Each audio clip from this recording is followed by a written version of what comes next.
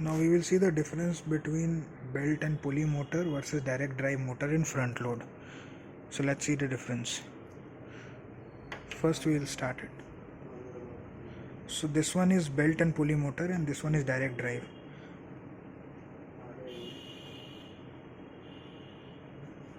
So the 6 motion in direct drive motor is tumbling, stepping, scrubbing, rolling, swing and filtration. You can see the difference.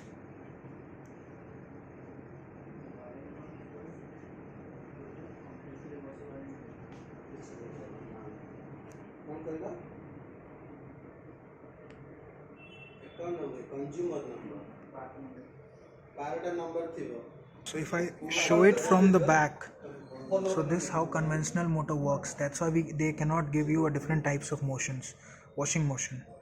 And this is the direct drive motor. So this moves directly. So here we can give you 6 different kinds of motion that we saw. Thank you. Happy selling.